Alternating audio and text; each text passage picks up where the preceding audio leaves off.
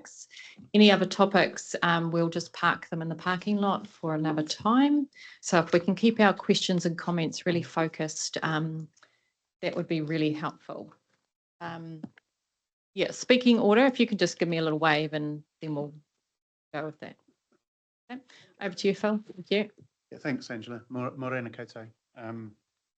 The session today has been requested by Council to go through 4 topics that were discussed at your Transport Committee on the 17th of February and were not perhaps entirely answered it from your perspective. So, as Angela has said, our plan today is to take you through a little bit of the timeline as to how we have got to this point, to remind you of the way the objectives which were discussed and approved at the 17th of February meeting have been developed, and then to talk about the connection between those objectives and the questions, the 4 areas that you have posed to us. Our hope is that we get to the end of today with clarity on those topics to a point that allows the resolution passed at the Transport Committee for the chair and the deputy chair of that committee, supported by me, to move forward and into the commencement of the RSP process before the end of March. So I have Lorraine, who's our Manager Transport Strategy and Delivery, and I have Trudy, who's Manager Public Transport, with me. We have others from the project team online, as well as David representing finance. So we will probably move through the early part of the conversation as a presentation, and then as rapidly as we can when we get into those objectives. As you'll see from the slide pack we distributed last night, we'd like to move that more into a conversational, and we'll bring in the technical work as the conversation occurs to try to answer the questions that you have. Pass to Trudy, I think, who's going to start the presentation.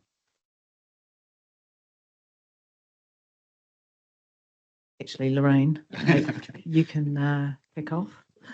Yeah, so just as Phil mentioned, I am Manager of Strategy and Delivery, but I'm also very new, newer than most of you, in fact. And this has actually been a really long process, and I'm going to talk you through it.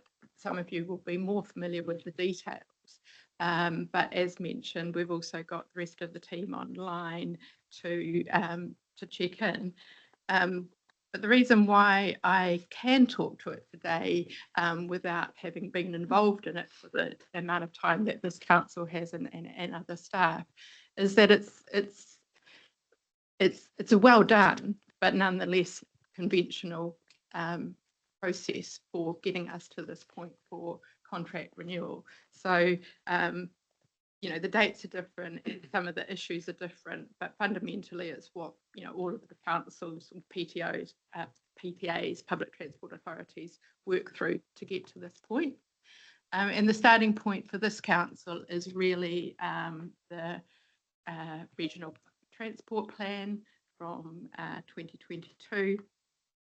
And that's where it notes around what new contracts will be delivered and a new structure for delivering public transport services, separating frequent coverage and regional connector services. And it's where we talk about the shift that this council decided to make and the other councils have either made or in the process of making, from what we call a coverage model to a ridership model, particularly for the metro area. So thinking ahead, because at that time we were also starting to prepare for how to fund this into the future, we started looking at designing the optimum network, and the optimization in this context is we looked at what network we would want to deliver and what sort of types of services would deliver a ridership model that we didn't have. Things like we've now got the Meteor and other things like that. And we looked at other types of services to support the change that we wanted to fund, and that would help us develop the ridership model. And then we move along. And I guess just on that, in terms of sort of the funding envelope, we were using the approved LTP budgets for 27, 28 and 28, 29. So with that in mind, it was an optimisation exercise and looking at best value for money within those constraints. So to optimise, we had to look at where are the, I guess, worst performing services and look at where we could reinvest that money in better performing services.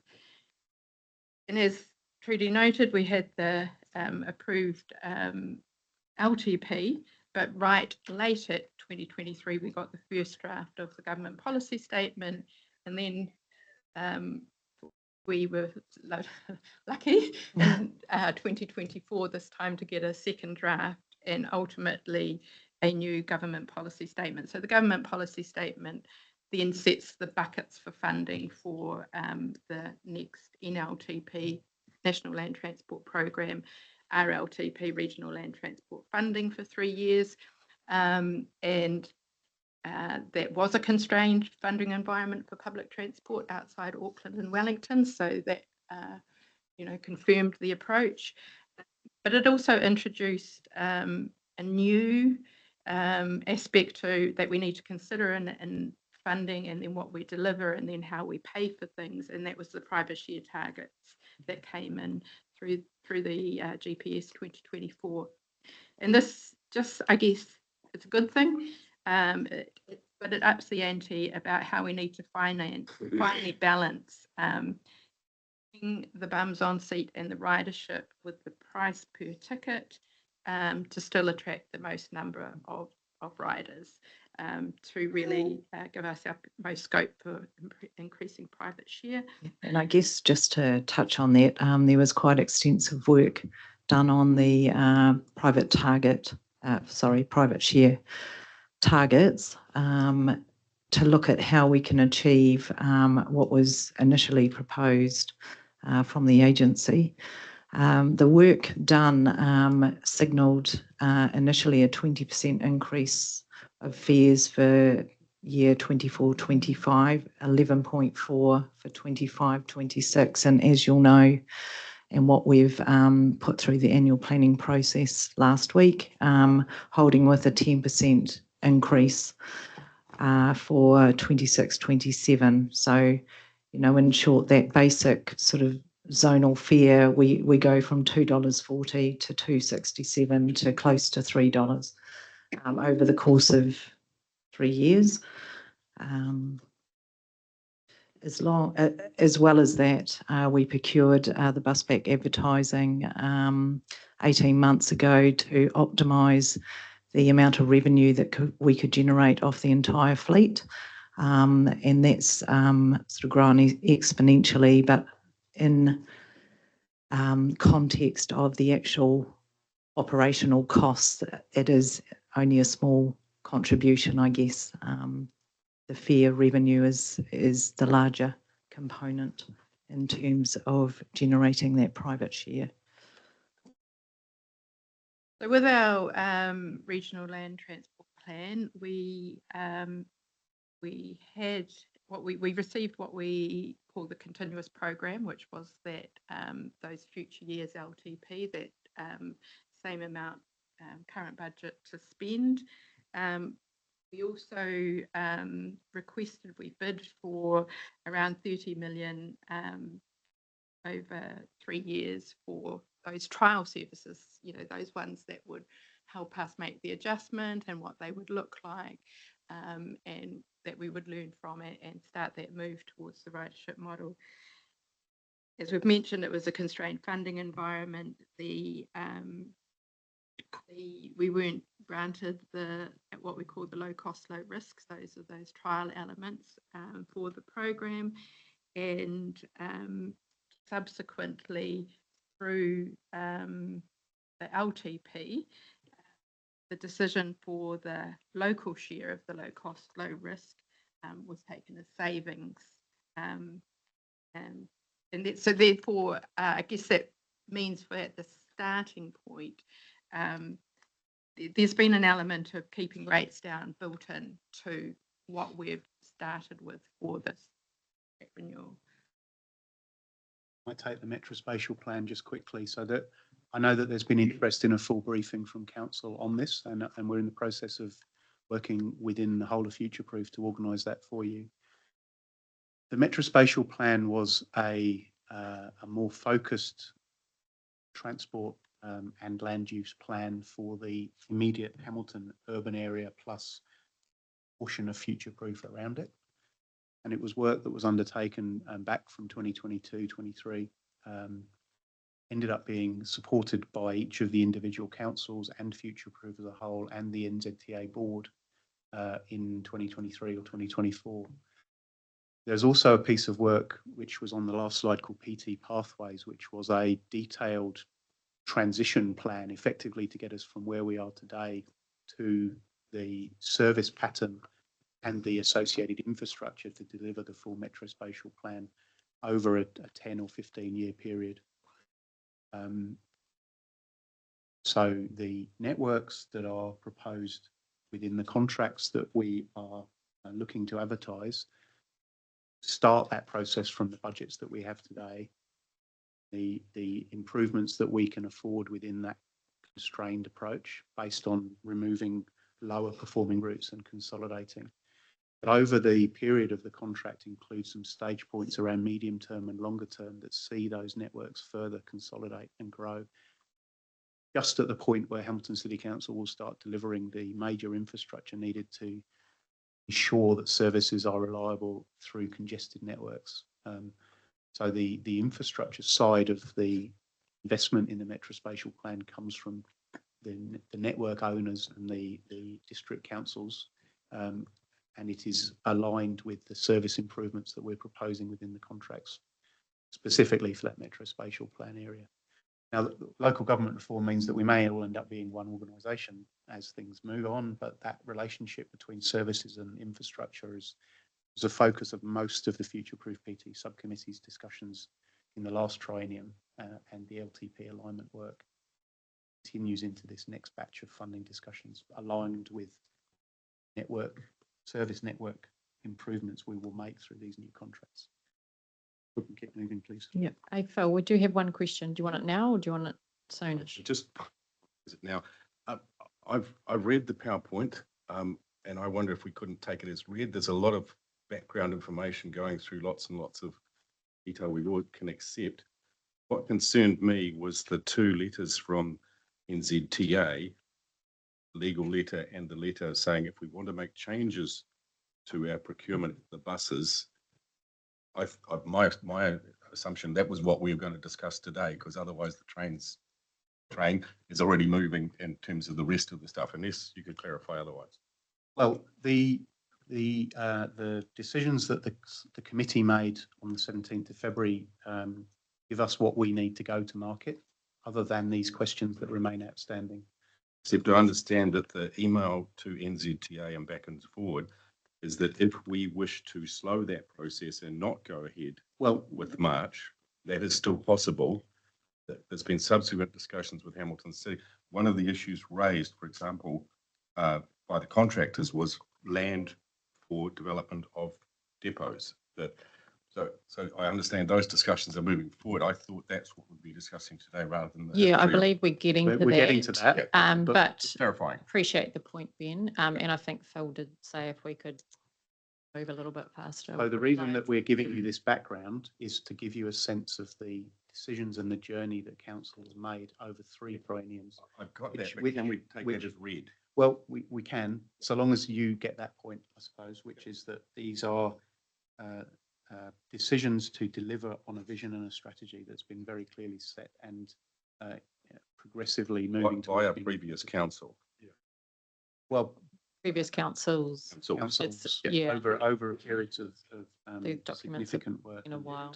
Yeah. Can I just get a feeling in the room? Are we happy to take them as read and we can jump to the? Oh, okay. jump to the meat, please. So long as we don't have Repetitive questions, services that have one or two people on them. So Well, if we go to the next slide, then Yes. the four top, oh, that is the intention. so this is the image that we shared with you in the pack for the 17th of February committee. It shows you how we got to the objectives that were set at the beginning of the 2 years of work to establish the procurement process that we are looking to move into. But also we used the committee meeting in February to show that will be the approach we will take to assess tenders and the success of the market engagement.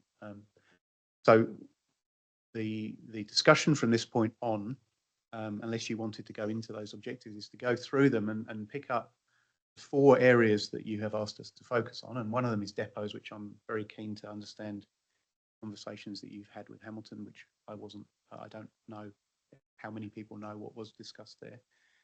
And then to see via those objectives which you have approved, where the questions and the worries are for you specifically, so that we can collectively respond to those today. So maybe if we go forward, if there are no questions on those, these 4 topics then are listed here. Gary, do you want to go now? Yes, I've got one on the objectives, and I think Jeffrey Wise, heads around transport, could probably help me with that. And is that second one, to deliver a customer-focused transport service to drive increased patronage and meet policy outcomes. You know, which that's an objective that I 100% support. But I wonder whether we're going about that the right way. You know, and so I suppose I'm really questioning, how do you want to achieve that? It's a great objective, but it's the how, just the detail. Because if we're customer focused, we're going to fill our buses up. If we just want to put our mark on it, then maybe they'll stay empty. So that's our second one of ours. We could flip to that page. Yep. Maybe a couple of pages forward. Okay. Or we could go through all of them and we'll get to that. If you're called chair. Let's just go through them logically. So we park that one, and we'll do the depots first. Maybe Trudy and Lorraine, if we could just go through these and then allow the discussion on each of them, and that hopefully we'll pick up these questions as we go.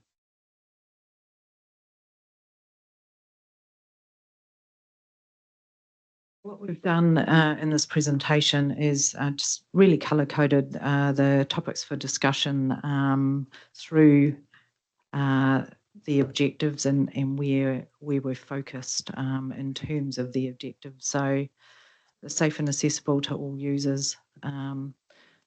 So that is about improving passenger numbers, being inclusive, ensuring that we got solutions that are are able to be used by existing users, but also encouraging the non-user base, which is where we'll see that patronage growth. So with that, we know we've done some extensive work on the passenger experience roadmap, and one of the core strategic pillars is around safety, and one of the reasons it precludes non-users from using. So a lot of work has gone in and within that space along the lines of a driver engagement program, understanding from the coalface what are the issues, how can we support, what other opportunities are available to us to lift that sort of perception, I guess, of the buses not being safe. And yes, and Lorraine. It encompasses we have requirements for urban buses for the services that we provide in terms of the standards that have to be delivered in a nationally consistent. It recognises that we have a range of users, and it recognises that even if we were to provide the types of services that people might say, this is what, if public transport ran past my house at 8 a.m., blah, blah, blah, I would catch it. That there's a whole lot of other factors that actually influence people's decision to get on that bus. And that is around the safety, the accessibility, and I guess the level of comfort. And then the actual services comes down to what we sort of say is primarily convenience. So that's why it's sort of, you can't just design the network based on just, I guess, what everybody would say that they would catch the bus if it did this. We try and get it to be ridership model to deliver that ability to take a service at that time from there to here for most people. Cool. I might just jump in. I think just reading the room, I think people are mostly in agreement with these objectives. Yes. I think what we're looking for today is probably those topics for discussion, that slide there with the 4 points: depot ownership, innovation, improving passenger numbers, and network design. Are we able just to skip to that one straight away? Safe. Because Yes, you may. What is safe? Because I look at that picture that was up there and the one that was on the screen, is that person in the wheelchair, and that's great. But once they sit in that wheelchair, if the bus was to have an impact, they're just like everybody else on the bus. They'd be thrown around and probably more vulnerable sitting in that position than the other passengers. So are we moving forward with restraints to clip those seats? And secondly, are we having safety belts on the buses? And if not, why not? So, it is what is safe. Yeah. Thanks. So the wheelchair user is actually more secure than any other passenger, in that there are already wheel traps and there are belts and there are all sorts of devices that fix the chair solidly. So they can be. So it's more secure than other. Didn't look like that in Agile. the picture, but yeah. Oh, it's behind the chair. No buses are required to. The requirement on seatbelts is a national standard. We don't have National that standard. within our But mandate. that, just because it's a national standard doesn't mean to say we don't actually have that in ours. Nobody does. But why not? Discussion for another day, I think. And they are on buses. I just think. Yeah, they're on coaches, but maybe not PT. So, So just Phil, Ben's got a question. Yeah, my concern is that I would like to focus on what I think of the issue of the day, is that at the moment, on the 27th of March, which is not far from now, you're intending to publish on GETS bus contracts. If we're to make any decision about whether that goes ahead, whether it doesn't go ahead, we need to do that today, and that's what I would like to focus on. It's not a rather decision than- making. this is a Well, it's a workshop meeting, but it can come to a decision-making meeting. But all I'm saying is that otherwise, all of this discussion is null and void come the 27th of March when the GETS goes out. It's based on that delegation through the last committee meeting Yes. to myself and Chris Hughes. But So if- we need a clear steer today Yeah. if we're heading in the right Yeah, yeah, direction, yes, It's the yeah, right. or if we want to broaden the scope. yes. So yeah, we're keen to get to these key topics on the screen. So where do you want to start? You want to talk about depots? Do you Yes, want to talk about please. network? Don't want to. Depots. Perhaps a question for the room in terms of where the conversation went with Hamilton City Council yesterday, and whether there have been any other discussions about depots beyond the decisions that we have on the books from August, based on the workshops in June last year, that you did not want to be involved in depots and wanted the market to decide and operate however it was the most efficient it could be. There was an action in August that said that as a result of the technical work and the 17A, that staff would look to continue that conversation probably within the next long-term plan, and 2737 LTP was stated in this report.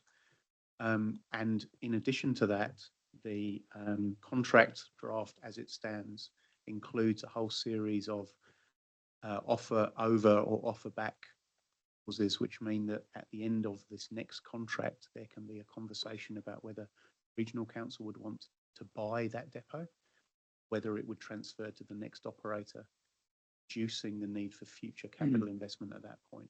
So those things are already set within the process that we have, but keen to understand depots and where this is conversation wants to go. So over to you. Yeah, so just probably to open it up, some of us met with Hamilton City Councillors yesterday, and yeah, really productive conversation. Yeah, great at building those relationships between the councils. And we just raised the issue of depot ownership in the long term, and where that might be heading if HCC had any land, understanding that staff had already had previous conversations, but just wanted to make them aware of discussions that we're having as well. And also conversations that have been happening with Tainui Group Holdings as well, with their land at Ruakura. So Tipper might want to add a little bit of context there as well.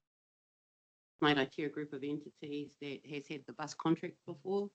We have current transport hub here in town, the Rail One and the underground station, now ownership, and other lands in Hamilton are now ownership, and we own the inland port. So it just makes sense to have the conversation because we might be able to expedite some of these issues. We want to continue owning land. We don't want to sell land, but anything that can add value on top, we are heavily interested in. Yeah, so just to add to that, so my advocacy in the past has been for that partnership approach, and Ruakura TGH seems like a natural fit, especially now they are getting power Yeah, supply, energy to over there, and for the resilience having two different sites. However, we are looking for a steer from the room if we're on the correct path. Yeah. So if we look at the February 17th meeting, there were several points that were raised by the suppliers when you went out for your pre-consultation. One was concern about the two supplier solution, which meant the cost of two depots and separate fleets. So has that been resolved, or is that still sitting there? That's still your plan, to two depots and separate fleets? So the maybe Vince or True. Just, so on that point, we will be allowing bundling of units 1 and 2. And also broadening that to all of the units that we're looking to procure. So we could ultimately end up with, I guess, one operator. So that resolved that issue? It has, Cool. yes. So we have updated the Secondly, OFP for with, that. zero emission buses, they wanted guidance on when council would like the zero emission to occur, because if you had to buy EV later, amortization would take shorter. So there's a cost issue in there. Are you setting guidance about when? We're still allowing the market to lead. However, being mindful that with the pre-engagement, we heard that there was some barriers to entry with depot setup and acquiring land. So in response to that, ensuring that the mobilisation period is sufficient, particularly for the Hamilton City region. But look, in terms of my experience and engaging with incumbents and the broader industry,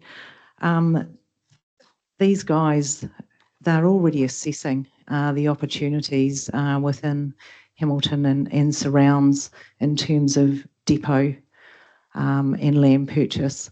They do this as their day job. It's no longer, evolving. They're quite mature in this process. So what we are, so there was some concern, but it is mitigated with, we've pre-engaged, we've given the information early to enable those that aren't existing incumbents to do their homework and assess what land opportunities and therefore electricity transmission and all the rest of it is available. Fine. And so thirdly, that land issue, are we advising them to talk to Hamilton City and also Tainui Group? Are we providing options? Don't have to purchase the land, they might simply lease it, for example. Tainui Group Holdings. Where are we at with Hamilton City coming on board like Waipa did? I said no. Yeah.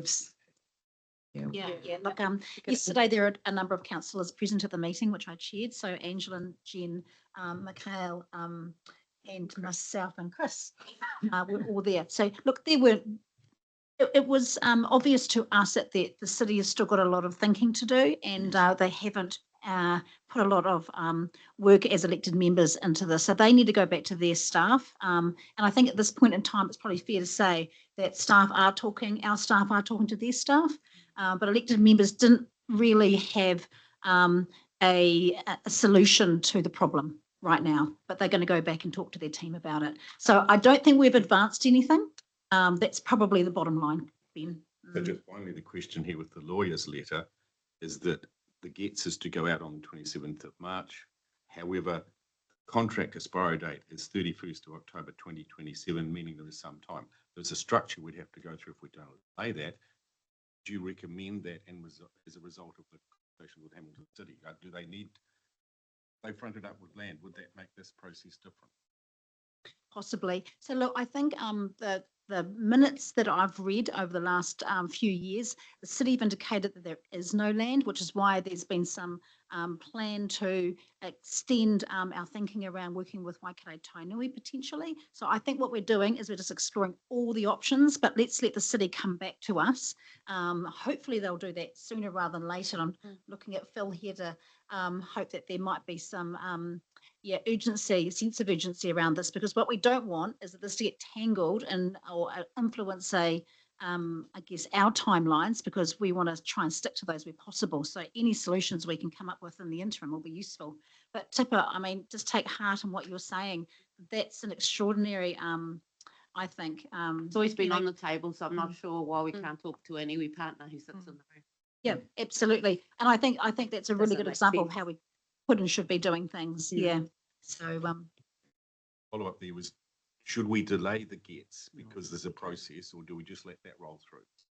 So I don't want to, I mean, I'm not going to answer that because at the moment, I think we've got sufficient time between now and that timeline. I think there's still a lot of water to go under the bridge. I think let's just what I'd like to do is hope that we'll all, that we can stick to the time frame, but we know there's a matter of urgency to explore the other options. And that's where I'm looking to staff to see if they can meet those urgent sort of, have those urgent conversations now. Is that fair, Phil?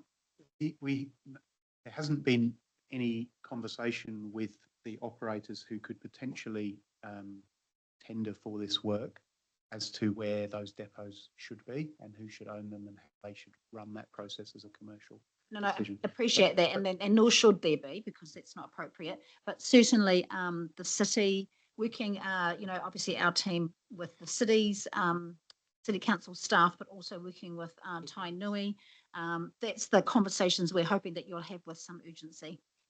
Yes, but that won't land a decision within the next 2 weeks. Sorry? That won't allow a decision to be made within the next 2 weeks. It's not feasible for any, they are big decisions for those organisations that are long-term plan decisions in where they're going to purchase land. They need to go through that process. Yeah, Chris, did you want to add some reflections? And then I'll come to Noel. HCC didn't understand you, so they actually own land at Te Rapa already. That bus depot out there, they own that. They didn't realise that. So there's. I think they said it was in the process of being sold. No, it's not. They've only bought it recently. So why would they buy it recently? Look, I've seen in Lagoima, which sets out all the details of what they've done. They don't. We might be city talking about councillors are different not, land. I'll let you finish. Not the city council. So look, I don't think we need to be able to control the land. We don't need to own it. We need to have control of it. Future, we've got to find a landlord who's going to be fair to the regional council and the ratepayers of the region, users of our transport. Simple as that. And whoever comes up with the best deal, yes, we go with it. Hamilton City, they're going to end up with the transport. They're the ones that should control it. All right, I do have a speaking order. I've seen all your hands. Noel is next. I do have Chris, then Liz. Do you want to have another go or? No, I've got it. I'm sorry, I had to. explain to you. Yes. Okay, then I've got Gary R, Gary M, and Jen. So Noel.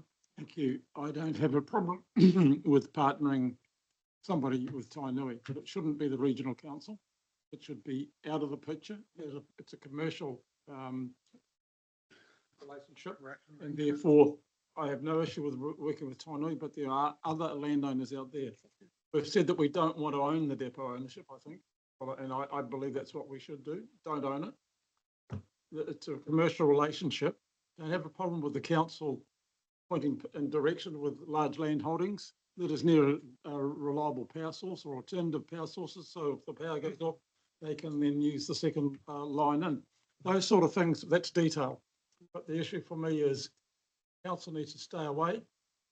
Ownership model, facilitate absolutely, but yeah, Tainui, we can't favour one over the other unless we decide preferential, whatever. There's a process through the Local Government Act to do that. I just think we need to be careful in who what we say. Again, I'm not asking for any preference, No, just no, asking but to be included. Absolutely, I have no issue with that. It's But again, we've sat here in relationship the whole time I've been a councillor. CGH has been in the city. Yeah. And we continue to struggle to work with the councils because they don't see us. Tainui is an the largest effective landowner Yes. in the Waikato.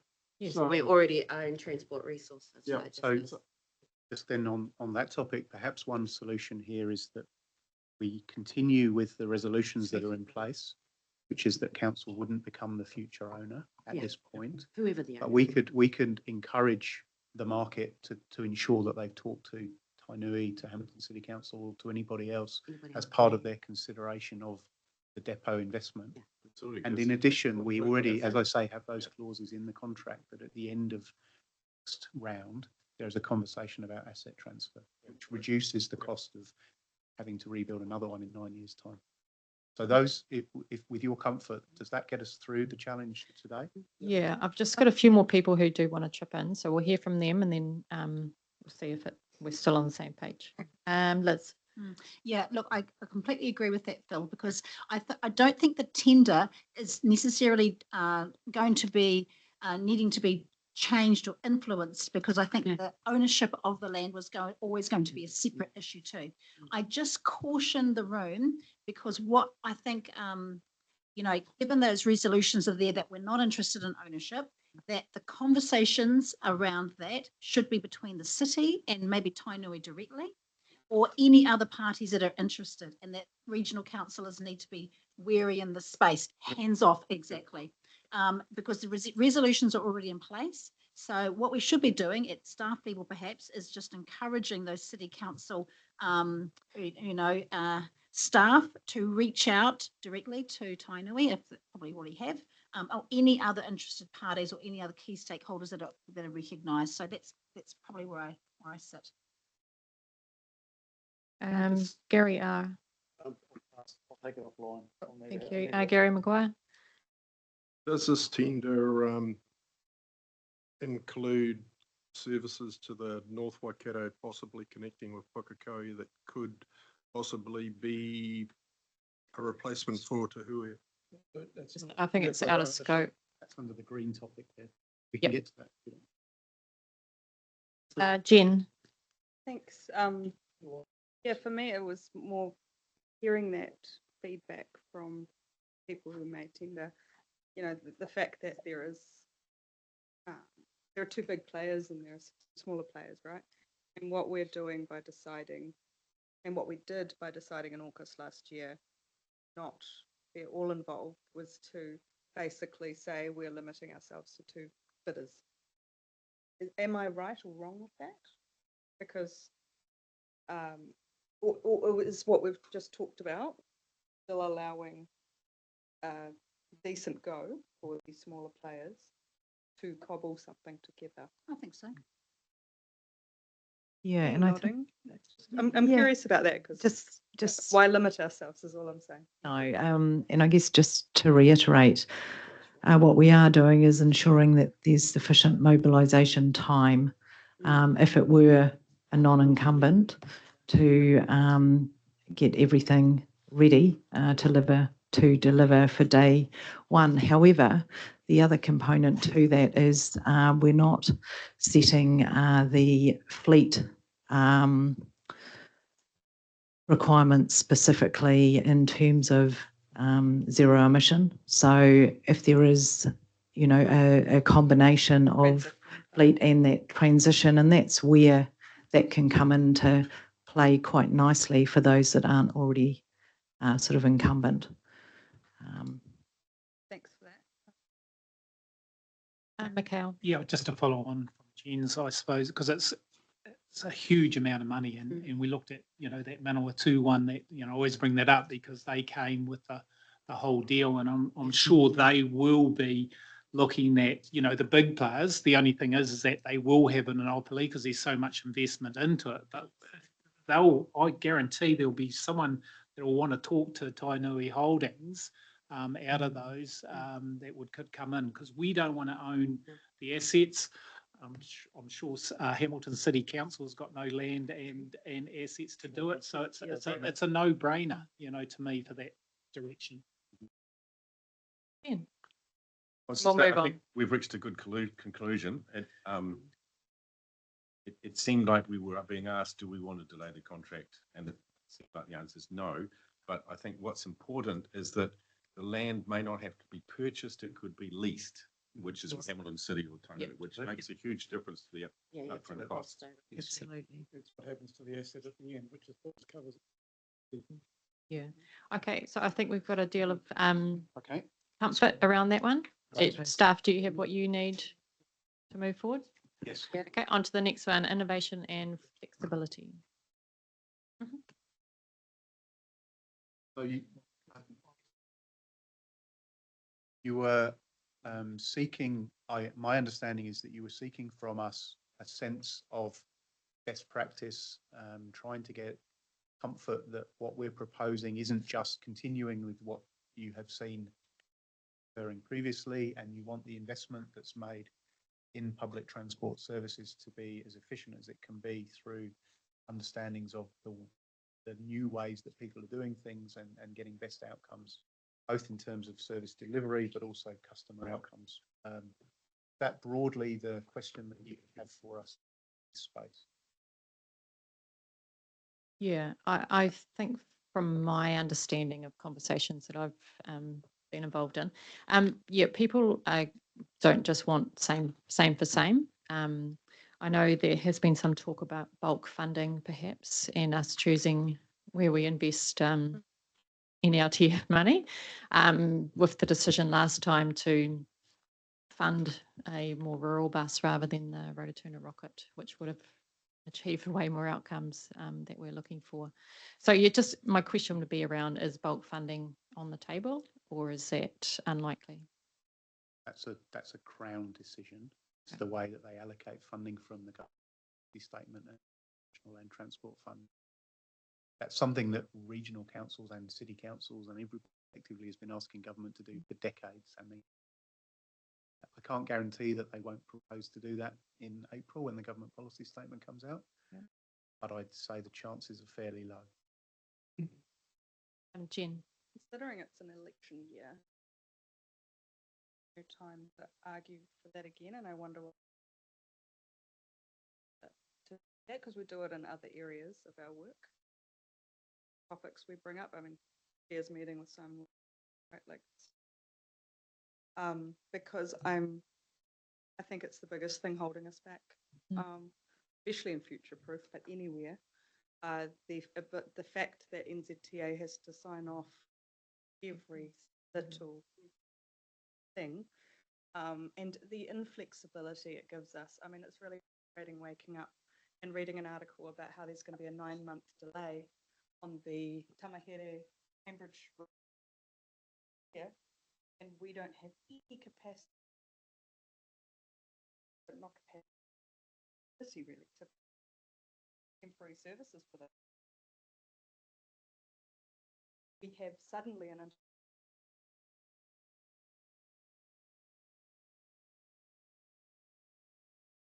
by moving rigid micro training. And so I'm just advocating that we advocate with our That's a correct position, and it aligns with the approach we've taken based on council's direction that the things we deliver do receive subsidy. An alternative approach would be for you to rate more and then fund things from local share. But the challenge with that is that you won't get subsidy on those things because of those constraints that occur at national level.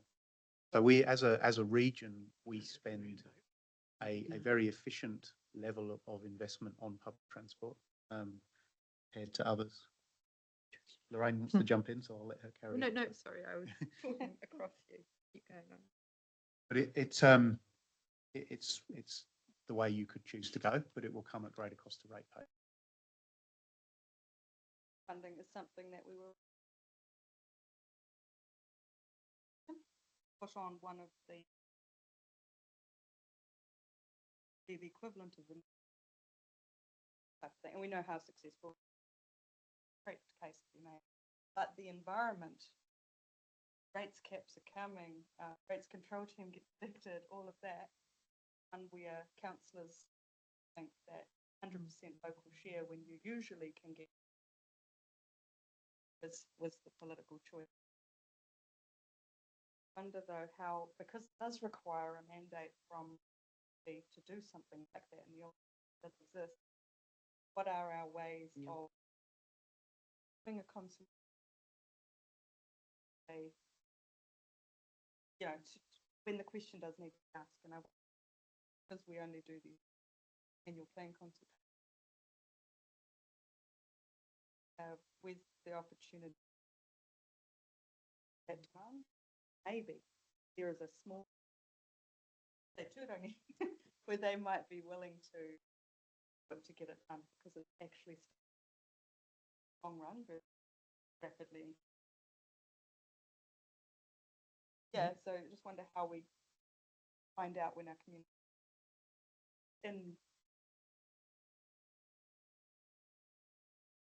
Can't do number 3 without doing number 2 properly.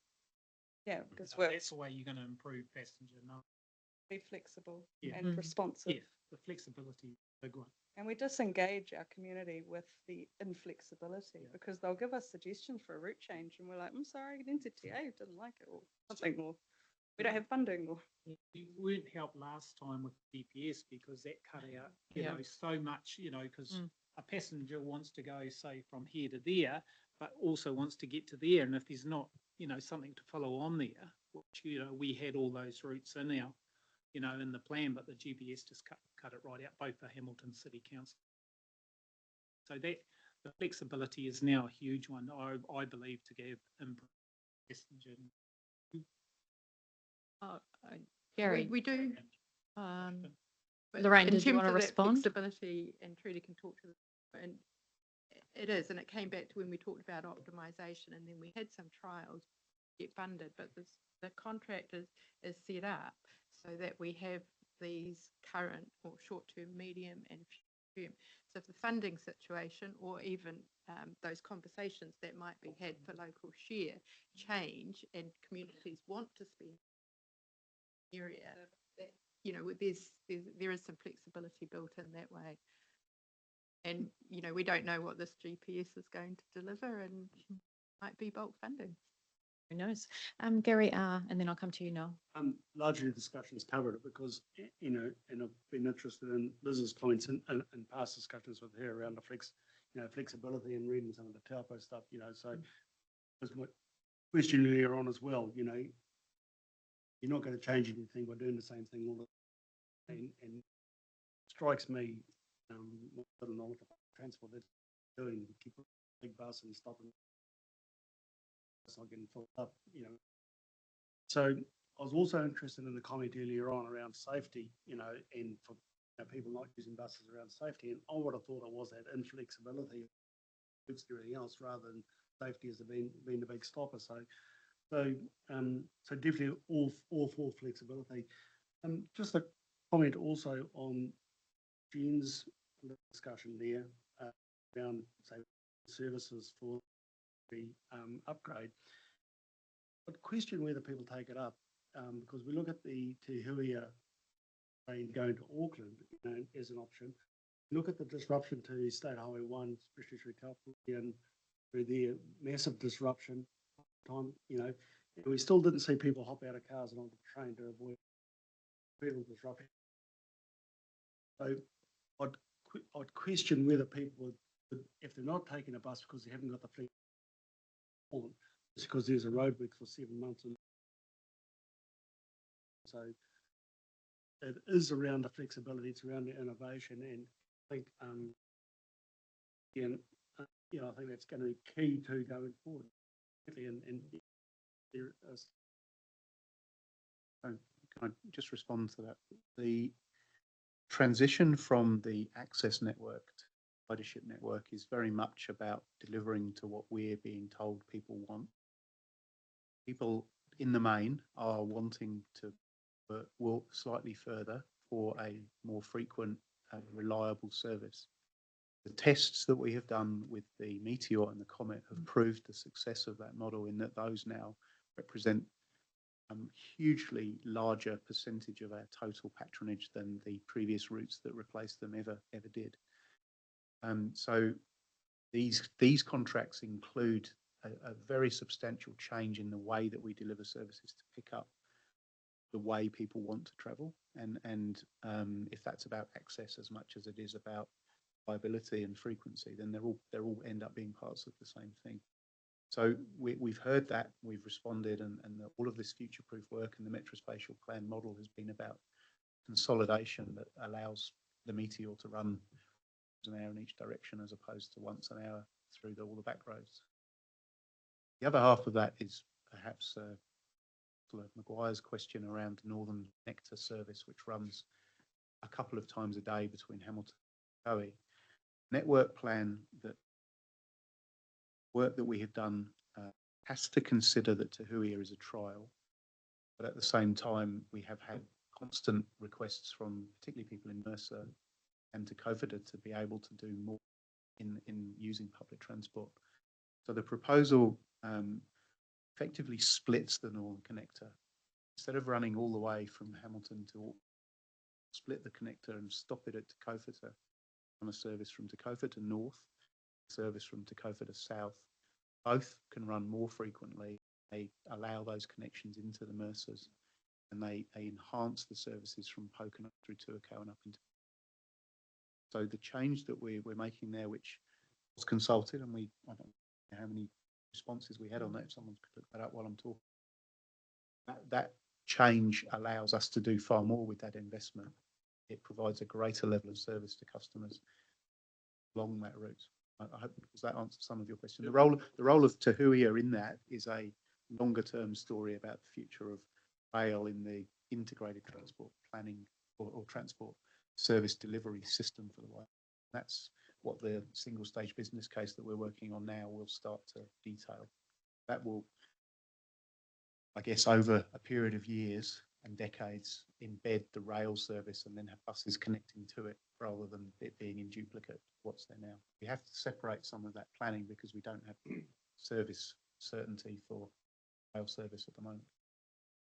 Do you have a follow on, Gary? The working also with Auckland Council that Andy Baker said, Phil, the working with the tie-in with Auckland Council, where the offer was for an extension of Pukekohe services right through to TK as well, which would go Pukekohe, Tuakau, Pokeno, Mercer, Miramiri, TK, go right through. But there could be integration between what you're proposing here and that, which would aid the north, because those buses start real early and they go real late and they're frequent, and then they connect to electric trains that have every 20 minutes into without tangling up their system.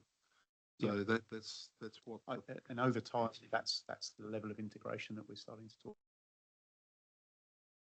Yeah, I think it was great that he said that, and I think definitely something that we're already talking about with. No. Quite prepared to take this offline, but when we let the contracts, it's actually got to be core services that routes and so on that they will be covering in their quotes and whatever for tenders. This flexibility, I possibly don't understand it enough in the way it's been talked about. But with flexibility comes expectations. So by flexibility, do we put ourselves do we undermine ourselves with the flexibility? Are we putting on routes and then taking them away if they don't work? What does flexibility really mean in you know, a 101? Yeah, I know. But so when we looked, the reason why we've color coded this is when we look at the objectives, because these issues aren't just one thing. The objectives deliver on the different topics for discussion in different ways. Yep. So I think it can be all of those. Flexibility can be probably a lot of things that you're thinking about.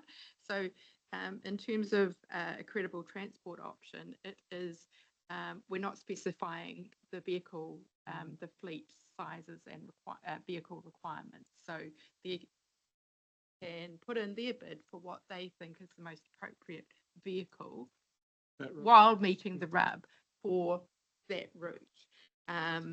In terms of the ridership model, although we say, oh, we need to do something different. I mean, the ridership model is so different from what we're doing now. And so until we do it, we can't see that we are doing things differently, because at the moment we're still just planning for it. But the ridership model is very different. And it provides flexibility because in terms of attracting and improving passenger numbers, it provides frequency. That's the main thing. So more people have more access to more services. So my understanding of that would be, this is what we want. In your tender, you tell us how you're going to achieve that. Vehicles, timings and all that. Is that what we're saying? Okay. Yes, and we have to choose the most, you know, we go for competitiveness so that we get the most, I guess, the value for money. And that is, again, it's sort of the innovation and the flexibility that we've built into the contract for people to be market led. So then I sort of leap ahead and say to myself, if it's not, here's a prescribed tender, fill in the gaps and tell us the cost, how are you going to compare apples with apples? Because there isn't. It's going to be comparing apples and oranges. Who can answer that? Appreciate that. Yeah, but it would be wonderful if we did, but the world isn't like that in New Zealand. No. But again, we could have apples and oranges, two companies. Yeah. Yes, absolutely. And I guess this is where the best value for money approach comes in terms of the price quality method that we use. So we are asking sort of tenderers, you know, to submit across various quality outcomes that we're seeking. So there's workforce, there's sort of economic benefit, there's obviously the methodology around how they're going to run the services and the efficiencies that they'll be looking for. They'll be identifying depots, how are they minimising dead running. All of these components are open book and explicit. So the pricing model and template that will go out with these tenders is asking for all those component parts. And why do we do that? We're doing that because we're working closely with NZTA to ensure that as we procure these new services, we're applying the best practice, which is coming through in all the work that they've done in their public transport, their PTPPM, which we've talked to before. And that's different to where it had been before. It used to be a lot more, I guess, high level. And you talk about flexibility, and that's one of the components that we are a lot more specific on in terms of how do the costs build up and what are those costs. And if we were to change something along the course of that 9 years, and we are indicating those step changes as we've talked about, as or if funding becomes available, that's where we've got the mechanism to bring about, change, but understand actually what we're paying for. And if thresholds are greater, if the change is substantial, we have something in the tender documents or contract that enables us to negotiate outside of that rate card, if that makes sense. So it's about. You're able to do it in short. Yeah, it is. It's a really good question. It's complex. And It we is also have complex. Conforming and Yeah, and then, yes, so we have a baseline, which are the conforming bids. But we will enable operators to submit innovation through any alternative bids, but they must obviously submit. Yeah, that's right. And then we evaluate those on the sort of quality aspects, and that they may bring all the I'm just premium. getting a bit concerned that we're losing half the council. All right, Ben. Yeah, just a question then. So feedback coming originally from Pyro, for example, was they wanted a small bus service that went from here to Waihi rather than the one that goes all the way to Hamilton. Is that what you're talking about, innovation and flexibility in this current type of contract? Yes. Okay. And those buses will, in 9 years' time, have to be electric. Comes the contract? That's the national requirement, yes. So could you tender for 9 years and then presume you were going to stop that service at that point and still be diesel? Exit before 2035? I mean, because it's obviously just going to be a small little bus that goes from small. How are those small routes going to cope with electrification? And do they have to?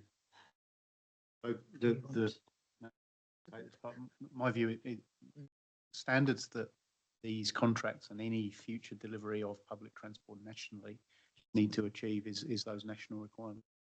That will be an issue for every rural community in the country, and it's one that we are currently trusting the market to respond to. I don't have the exact answer as to where the depot would need to be to enable and charge somewhere, but I suspect that we'll end up with much smaller, almost car level charging stations in parts of the region that they use to charge a bus, as opposed to what happens currently in places like Matamata, where it's parked in an industrial estate overnight and then refueled at the petrol station on the way to start service in the morning. And Phil, I can sort of add to that. At the moment, the Taupo EV that's running around there, it is just a fairly small charger unit that's in place, but it's sufficient for that route, and the distance is covered, and the setup's fairly straightforward. But potentially for the rural areas, the electrification may actually shift towards smaller vehicles rather than the large bus. That's for the tender process. Yeah, it doesn't preclude smaller operators with. No, the unit structure allows people to bid on 1 unit or 2 or 3 or 5. So the scale of those allows suppliers of different sizes to bid based on their scale and their capability. Supplementary to that was you've talked about the complexity of the contract and the awarding. I noticed that you're going to market in March, end of March 2026, and you're signing the contract in October 2026. So it's a lot of work. Absolutely, but it's we've got a procurement plan in place, and those key milestones have all been timed in and resourced up to support that delivery. And the importance of that timeline also helps to inform discussions leading into the NLTP and the LTP, for future, looking at the enhancements across that next So if we can 3 years. come in there, would that timeline potentially exclude potential tenderers? Because that's quite critical. So on that, we did some initial market sounding last year and heard very loudly that one, the operators needed sufficient time to prepare their bids. We had a month set aside. They've requested 12 weeks, so we've adjusted our timelines there. We haven't had to compromise on the commencement dates, because at the same time we also were given sort of opinions around, we had put aside very generous mobilisation periods, and they weren't necessarily needed to the extent that we had set. So we just sort of rephased it backwards, if that makes sense. But yeah, they're already looking and have been, and that pre-engagement gave them a lot of information prior to Christmas about the intent, sort of terms of reference, etc. So it was shaping the story ahead to enable them to be prepared, ready for that 12 weeks where they get everything together to submit and comply to our timelines. And there's a Just the flip existing side to ones, that aren't is, No, that. Oh, sorry. So I Lorraine. was just saying, is that the existing ones only you spoke to? No. So it was existing ones as well as others in the market. So that wasn't just New Zealand. There was Australasian interest as well. Yeah. and there's a flip side just to add to that. You also have to have an envelope that suits them because of the other contracts that are going out across New Zealand. So we have to that's why this window around March is to get ahead of Greater Wellington, so that they actually have the resources, because they're telling us they need 12 weeks to respond to our tender.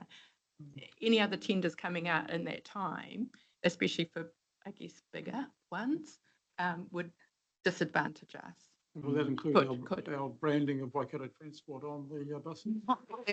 But branding will bring operational efficiency if it's unified. All right. I've got Liz, then Gary, Em, Jen, and Tippett. Gary, do you want me to add you on the end? Well, you just following follow up on? on that answer. Go for it. So just on mobilisation, just from my understanding, is that if somebody won a contract, the mobilisation is when they had an act on all parts of it. You know what? Can you just explain around what you said about mobilisation, what that actually means? Yeah, so mobilisation is from the point of the contract being awarded through to the commencement date of those contracts. So what we've done is ensured that there's sufficient time to mobilise and create as much of an even playing field as possible by giving extra time for those that aren't incumbent. Thank you for that. Yeah, that's what I thought it was. I just wanted clarity, make sure I wasn't thinking right. That's about bringing buses into the Yep. country, Yeah. about facility upgrades. And Yeah. It's what I thought. EV infrastructure or whatever. Yeah. Cool. Liz. And buses painted. Look, quite a few things I need to say. So first of all, potential contractors, potential, people who are going to be putting in a bid for this, they have seen this coming for a long time. This is not going to be a surprise. If you're in the game, you know your business, you know where the contracts are coming up. This won't be a surprise. What's important is that we as a council provide continuous, seamless service. Our customers they're not involved in the tendering process. So our job is to make sure that tenders and the process is robust, and giving our tenderers the optimisation that they need to put in a bid, have enough time to put in a bid, allow market to, to come to the play here, and to make sure that when we come to changing potentially contractors or sticking with the incumbent, whatever it is, whatever the outcome, is that it's seamless for our customers. So playing with any dates or playing with any, or making any changes to the tender process is putting ourselves at risk. So I just wanted to make that point. I went through this with Waipa last year. It was we had a great, process outcome. Everything was delivered smoothly. So I appreciate the worry that's probably in the room, but at the end of the day, this is just a contract. It's a point in time, and we just need to make sure our customers are the ones that don't miss out because, of any delays or whatever else. So there's that.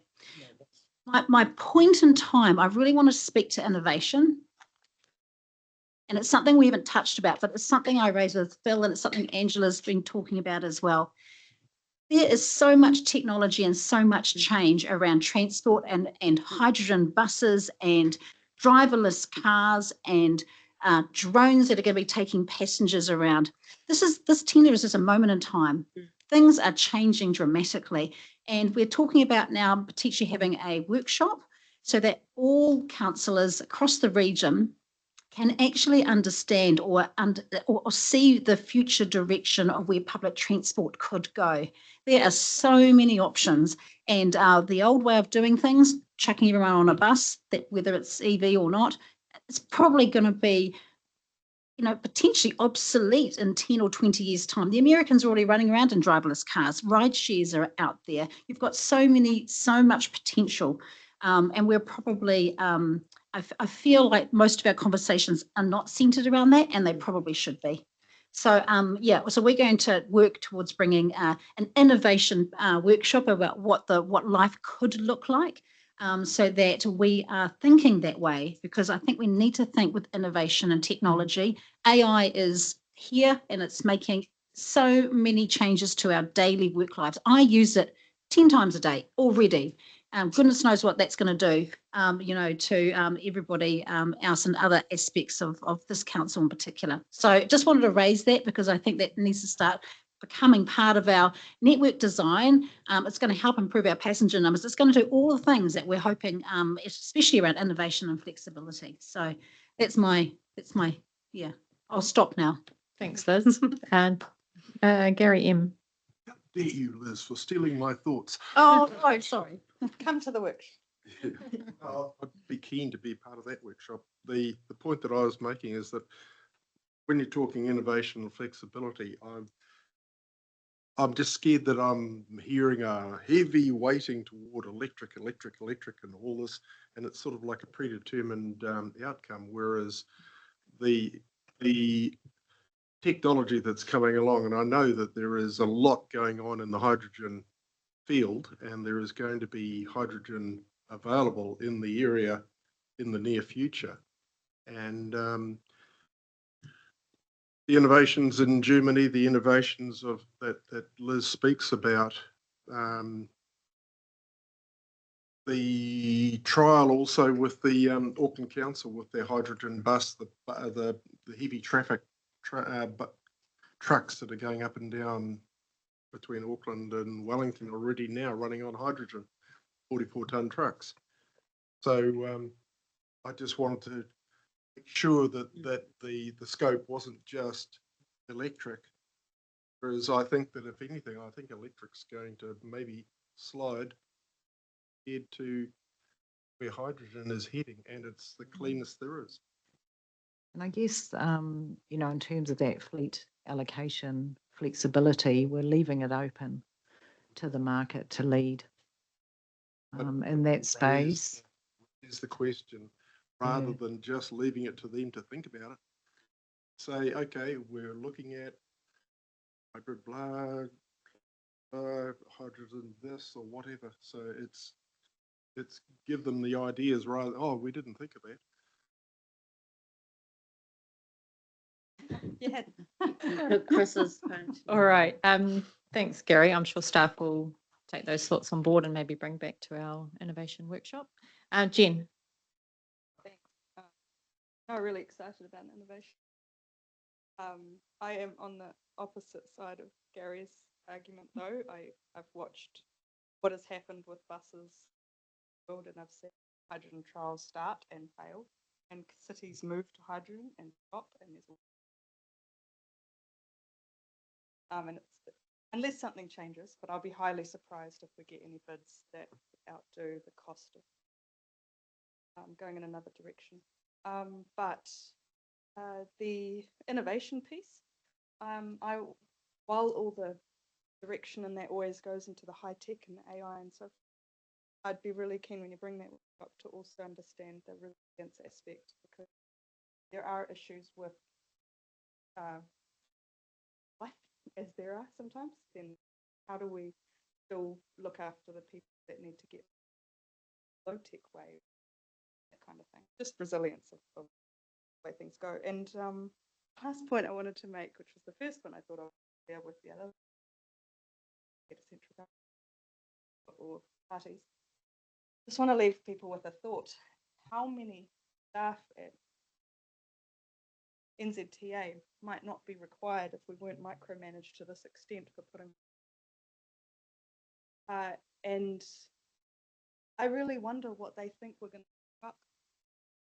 Because transport, that subsidiarity principle very much a few people want to get to a few.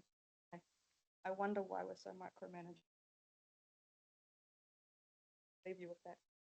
Got a team here who knows how to get from A to B with a few buses, right? Why are we so micromanaged? It's Thanks, the Jen. future of local government conversation. Bring that up when we can. Tipper, and then Ben. Right, and again, I think that transport's the last ingredient to the knitting for a successful community, comms, energy, transport. And we can do all of this, cornerstones of future proof. So what I'm trying to understand is how, I guess, I get the Hamilton centric stuff, but the innovation for the and also the in-demand routes.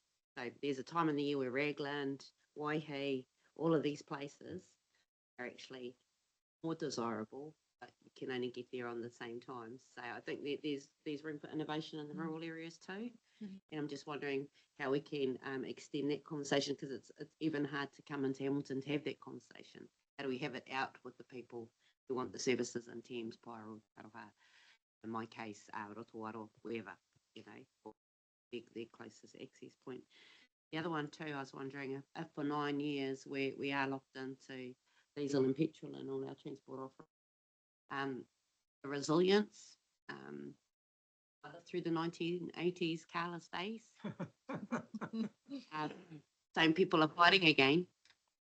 Yeah. Same supply lines could be at risk again. So I'm just wondering the vulnerability in our system, should that all occur. There is a war underway overseas. There is. That's correct. It'll be, but I figured it's one of two things. A, we can't provide public transport, or B, public transport is the default option to all of us having petrol. But I just put that there because it's out. We've got 9 years to think like this. And Tipper events like Matatini. Oh yes. How do we innovatively respond to that? Yeah, to the people want to put events on. How do we get to the Raglan Surf World Champs? That's right. Yes. Yeah. You can answer that on Monday. Yeah. It's going to be great. Phil, did you want to cover that events Yes, please. policy? Just really lightly. What if somebody When's it being wants something? reviewed? So we Hey, get Bailey, who quite built it? frequent requests for services to support events. There are already several Need to be in it. There are already several conversations underway about Matatini. There are several rounds of conversations underway about the surf champs in May in Rag. We are frequently asked whether we could run trains or buses to support events all over the place, like getting to the Chiefs finals at Eden Park. We don't have the resources within our budgets currently to support those things without them needing to be discussed by you. We have an events fund, but it is fully allocated literally for the things that are underway already, and events such as field days, which have over time grown and have advocated hard for the council to support them through public transport. The policy quite specifically says that fund is for community events, And field days are running a great PT network, but that's funded by them and contracted by them directly to the operator. So there's a whole events fund conversation to be had around all of these things. One of the other aspects is that we always need enough time to be able to do that well. And something happening in May is tight, but something happening next week, which is often when we get the request, is 7 far too months, late. right? 7 months. So Matatini is one that we're already talking about, and there are senior level discussions happening with Tainui and with lots of other people as well. But you may decide as part of the long-term plan or your annual budgeting cycle that you want to put that events policy, and might decide you want to put money in so that we can be more flexible, or you may not. Right now, we understand what we can do at minimum additional cost, and then we try to work very hard to get that contribution made from others rather than asking you. Yeah, probably just on that event policy, I sort of see it in two sort of distinct areas. You've got the community events, which the policy currently addresses. But then there's the more commercial events, say when you could include your transport within the ticket price. And that wouldn't require a subsidy per se for that extra fund, but it might need a staff member to be dedicated to help events. So I'd be interested in seeing some more thinking around maybe what other areas within New Zealand do. I know Auckland is obviously fantastic at it when there's big concerts on and Eden Park, etc., when the trains are running. But yeah, just if that's maybe something that could come back through LTP or PTP as well, I'd be interested in that. And I guess just to mention, special events aren't funded by NZTA, so it's all local share. Good to know. Jen? Yeah, the same, along the same kind of vein of exploring that ability, commercials that people can approach other things. So it's just whether it can come back as an agenda and what all the future. Because if we were to look at that, if we were to resource any, having that conversation. Yeah, options and possibilities.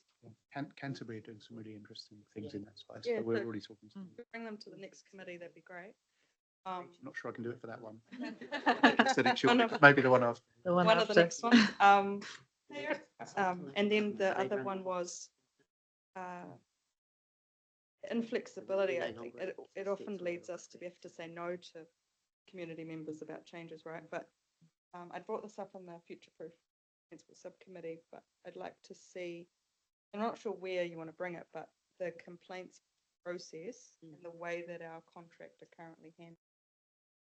And kind of, I want governance to have some overview of how that gets resolved. We don't need to get into the nitty-gritty, but I just want to know that our current, say, is resolving things to satisfaction, and to what level you guys are involved, and then what that might look like differently. So we recorded that action from Yeah. one of the meetings earlier this year, and we've already got a process underway to bring that into the ops report. Appreciate it. Thank you. Thank you. Ben? Yeah, just picking up Tipper's point again, about Taupo or Pyro or those smaller areas, which will need to electrify their fleet when they're bidding. Obviously, again, councils can be involved, but also iwi in those areas. In January, you met with 5 bus operators and also had contact with 2 others, re-engagement. The problem with the iwi or the council sometimes is that you might be a bus operator. Who do you talk to? I mean, how do you find the actual person who's the right person in a morass that, you know, you can get bounced many times? Is there some way we can, as Liz's point, we need to be hands off. We can't say, here's a list of the potential, but there's somehow has to be some way that Hamilton City can contact those people who are potential, or Tainui can. Otherwise, we're not going to get them to identify the suitable land that could be leasehold rather than purchased, which, you know, there's, how do we do that mechanism? Right, so to avoid any conflicts of interest, because if you're meeting with those directly as governors, you are ultimately going to be deciding, we are ultimately going to Yeah, deciding who gets the so- contract, right? So don't be meeting with any potential, yeah, otherwise you're conflicted. All right, so the best way to do that is through staff. If So- you've got an idea, a thought, No, it's actually, if you're Tainui, for example, how do you get in touch with the 7 potential operators to offer the land that you've got to them? It's upside down, Ben. So if you're tendering, it's your job to go and suss all those people out, it's not, yeah, you're doing the job. So if you want to enact a contract, get off your butt and go and find out, all the potential customers or landowners or anything else. That's your job as a tenderer, not the other way around. So I hear your conversation in the argument you're making, but I see it upside down. I just see the council has, probably to Liz's point more, has no role in getting involved in saying, look here, look there, look there. It's the other way around. They've got to be looking down. Except when Waipa did this, there was a long process of engagement with councils, et cetera, and the land was put forward. And we're finding out that Hamilton City councillors haven't even thought about the land they've got, and yet the time frame is the tender's going out on the 27th of March, and it's going to be decided on. They'll be more focused now, Ben. let's just say it is to their advantage to be more focused. Yeah. And I think that we're going to start to see a faster pace in this space by all parties involved. Okay, but how will they know which bus operators to talk to? They Ben, can- I wonder if we Gary's take this one point is, offline. Yeah, sure. They go and Yeah. ask the council, is there anyone that's got this? That's It's over to Okay, them. yeah, fine. We can discuss it over Yeah, lunch. So I guess the final question from our side is based on the conversation today, are there any showstoppers preventing us from proceeding as per February council Yeah, resolutions? internal services and regular. They're in there in the Tick the medium box. term. They're in there in the medium term. They're in there. in It's the- Monday afternoon's meeting. I think This that- is, You are fully okay with all that. Noel, you just need to I'm get all in over it. line, mate. Get in line. There's a list. I was thinking about Cambridge. Yeah. Yeah, yeah. Some of us have been going a lot longer. Right. Well, I don't know. Ben, you have a showstopper or? I was going to say, the important thing that you didn't tell us in earlier conversations was that we had to do this timeframe to get here to Wellington. That's crucial. Yeah, we heard that. Right, I'm seeing that there's no objections. We've got through everything and staff have everything that they need. Can I have one Excellent. question? Oh, no. Does this ultimately go to the tenders board or does this sum involved come back to council? The reports that you have received say this is a council decision. Yeah. It will, I believe. No, they're I- about 40 odd it mils. is- Signed it off is- by the CE, isn't it? Or No, that was the procurement strategy, which is a different document. No, the We've tender will come indicated to this, council. we have indicated this will come to council in August, which is the timeframe. Oh, but not in March, not for the tenders process. No, no. Yeah. No, Right, that, we can carry this conversation over lunch, at which We came for staff, lunch. yeah, come for lunch. Right, Tipper, could I get you to close us off, please? Ka pai, tēnā tātai katoa. Kia tai ngā marinotanga ki a tātai katoa, kia puta ki te whaiau ki te ao marama, me ona maramatanga ki runga i tōku iu Māori e. Tūturu o whiti whakamaua ki a tēnā. Au me kui e. Thank you. Thank you, everyone. Lunch is through in the other room. Thanks, Angela.